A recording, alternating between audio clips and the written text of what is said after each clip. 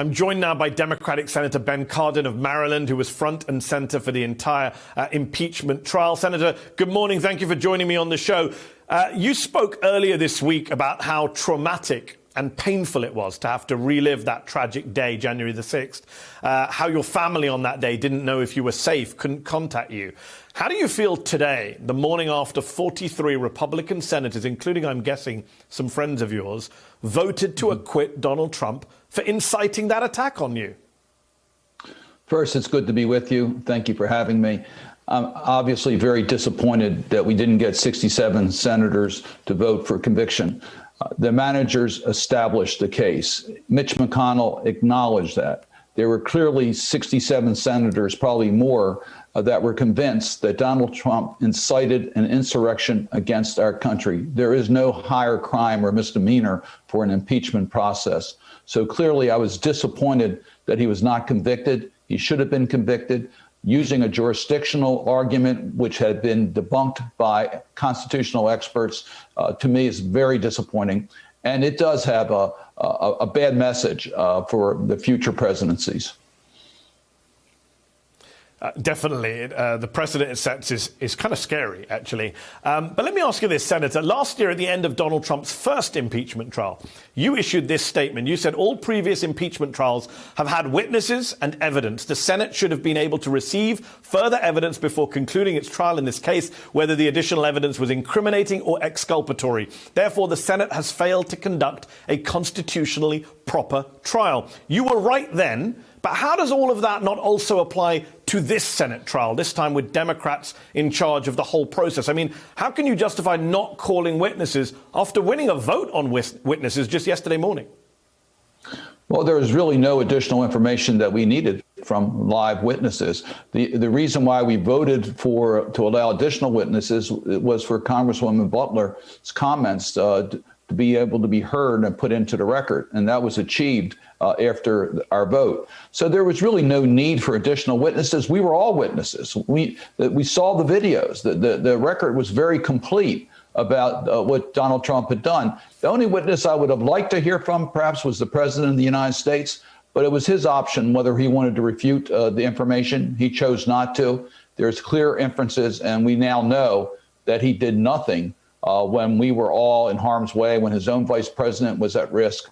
President Trump decided that it was more important to encourage the insurrection than to protect our democracy.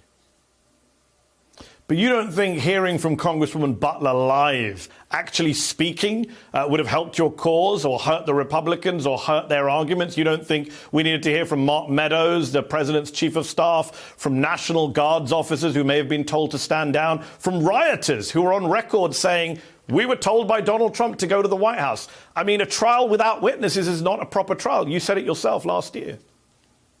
Well, we heard from all those witnesses. We saw their videos. We saw what they said. So we heard from them as part of the record. That's all part of the evidence. And as I said, I am convinced that 67 senators, more than 67 senators, believe that the managers established the case that Donald Trump incited an insurrection against our country. That's what Mitch McConnell said after his vote.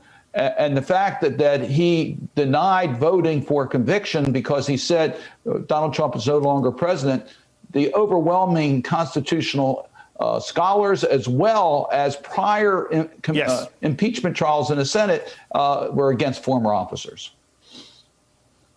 You're right about that, and Mitch McConnell's statements are truly ridiculous. But I have to ask you one last thing on the witness issue. Politico quotes Senator Chris Coons of Delaware telling the House managers yesterday why they shouldn't call witnesses. And the quote is, the jury is ready to vote. People want to get home for Valentine's Day. Surely you can understand why a lot of Democratic voters across the country are upset and even angry with you and some of your colleagues when they hear stuff like that senators just want to go home.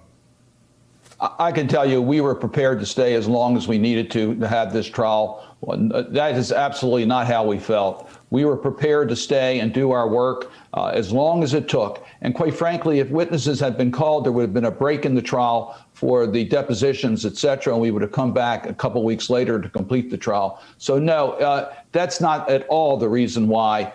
We have great confidence in Congressman Raskin, the chief manager. I'm proud of his work as a fellow Marylander.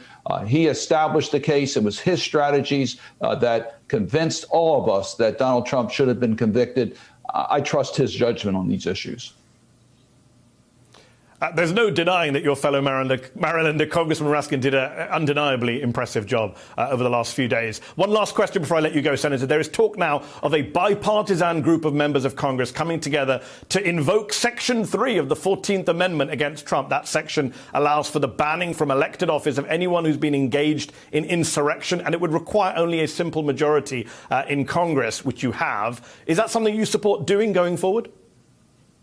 Well, look, I think what Donald Trump did was impeachable. We should have convicted him. He should not be able to run for office again, or any office of trust. And that was not the first time he's violated his oath of office as president of the United States. So any action we can take to make it clear that what Donald Trump did as president is unacceptable, we should pursue.